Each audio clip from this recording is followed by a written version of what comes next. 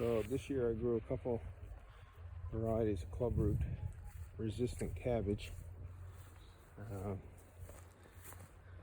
One's a red and green, and some interesting results. Everything did well from a clubroot perspective, but the slugs this fall have been relentless. Anyway, these heads look pretty bad. I mean, they've been on the row covers and whatnot for a while. But what's interesting, I mean, they'll clean up fine. I'm going to show you that in a little while. But just look at this. So here's a red, not touched. Here's a green, decimated. Here's a red, not touched. Here's a green, decimated. Here's a red, once again, not touched. They're all sitting next to one another, but there appears to be a clear preference. The slugs like the green and not the reds. So that's interesting. Likewise up here, same thing. I had them kind of intermixed. So greens, there was red here that wasn't touched. Like I said, that looks pretty bad, but it'll clean up fine for storage once I start peeling off the layers. Likewise, there's some bok choy. It got really eat up. The inside of it still looks pretty good, but I'll just feed this to the chickens. They'll love that. And then a red, once again not touched. Red in the middle, not touched. And another red right here in the middle. Look, not touched. So that's pretty wild. This is something new to me. I didn't realize that there would be a preference, because brassicas seem to get really decimated by insects. That being said, we have a variety of purple sprouting broccoli that exhibits the same behavior. It was planted without row covers. Nothing touched it. And it's done as well as that cabbage. This cabbage here, which I've been pulling leaves off for the chicken, was just planted out in the open. And it was planted in July. Hard head there now. It's good for coleslaw. It's only tiny, but hasn't been touched. Very interesting results. Anyway, I'm going to show you guys what happens when you get something that looks like this. Well, lots of weeds popping up there. So look, this looks pretty bad. It's pitted and dented. I'm going to have to peel off quite a few layers to get that ready for storage.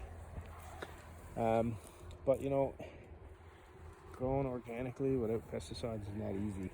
And sometimes you just have to take into account that nature gets some, and then you get the rest. So I'll show you how these clean up after. So luckily storage cabbages like these put on these really dense heads. I mean, there's almost no air. It displaces almost all the air. Tight, dense packed head, unlike a summer cabbage, which is kind of loosey leaf. So when you cut it open, everything is loose inside.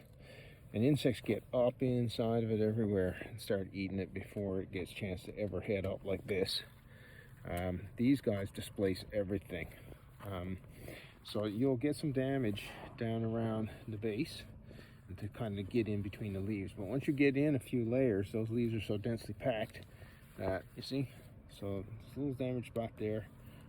But for the most part, I took off maybe 4 layers, and that cabbage is still about, well, I'd say that's about an 8-pound cabbage. So that guy's ready now to go in the cellar.